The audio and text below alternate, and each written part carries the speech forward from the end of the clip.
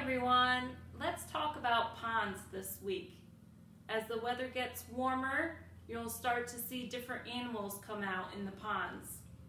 Today's story is Little Frog and the Spring Polliwogs. Story by Jane Yolen.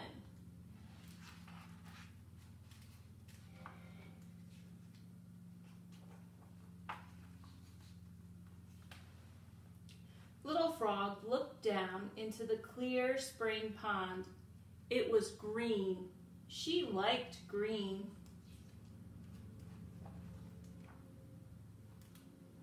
But now dozens of little long-tailed dots darted through the water, muddying the green. Brothers, sisters, cousins, Mama Frog called them. Trouble, thought Little Frog. Little Frog liked being an only. She liked finding the best lily pad where she could sit and soak up the sun, not having to share it with some silly pollywogs.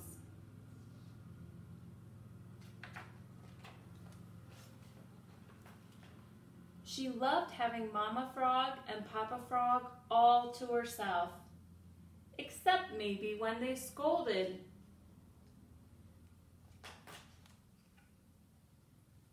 She loved getting the first and biggest slice of Mama Frog's shoe fly pie, and seconds. And if she really wanted, thirds. She preferred the pond clear of pollywogs, and all hers. Well, except for Papa Frog and Mama Frog and Uncle Frog and Aunt Frog, and the slippery silver fish that flashed along the water lanes, and the toads. The toads were close enough to be cousins for Little Frog.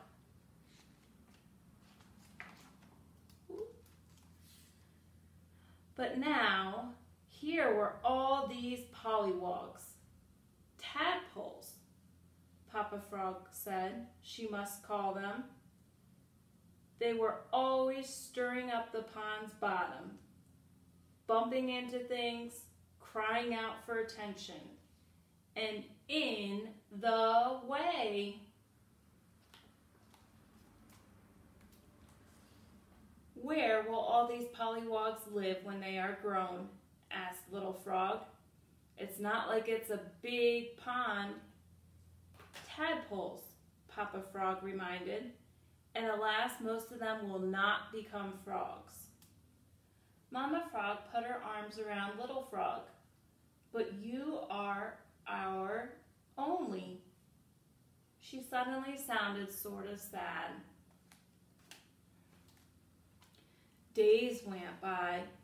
The tadpoles became only a handful of creatures with small legs and smaller arms.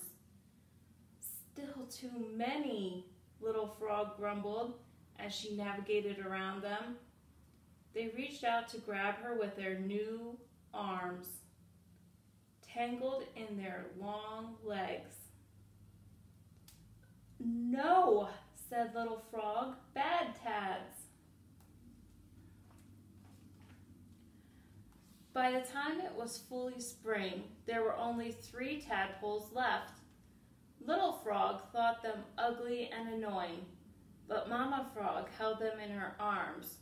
She sang them frog lullabies, called them Dumpling and Greenling. She used to call Little Frog that. Little Frog sat alone on a lily pad and felt terribly, horribly sorry for herself.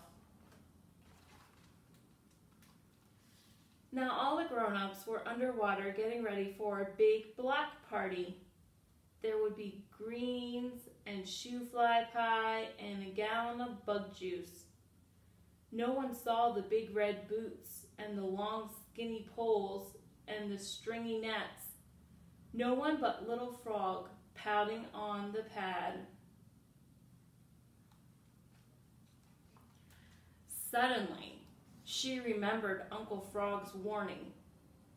Boys with nets and off you gets. She leaped into the water, surprising the pollies.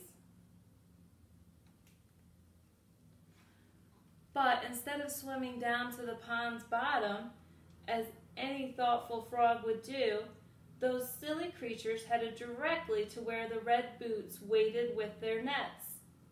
Serves them right, thought Little Frog. But then she remembered Mama Frog's sad face. She remembered that once she'd been a tadpole swimming with other dark, darting dots. For the first time, she wondered what had happened to all of them. Waving her arms like flags until she got their attention, she boomed out, "No, danger!"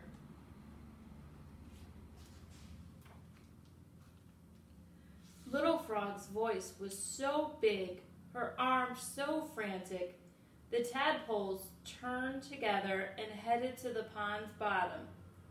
There Mama Frog gathered them up and crooned a no-danger song. "You saved the tads," Papa said to Little Frog, smiling. "Someday they will save you." Little Frog thought about that.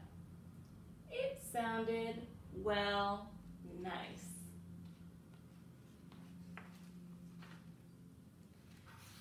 "As long as they don't take more than their share of the shoe-fly pie," Little Frog said. Then she said, "or get in my way." Uncle Frog boomed a laugh.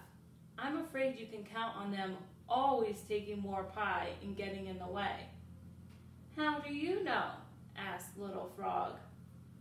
Uncle Frog pointed to Papa Frog. "Because your papa is my little brother, and that's just what little brothers do." The end.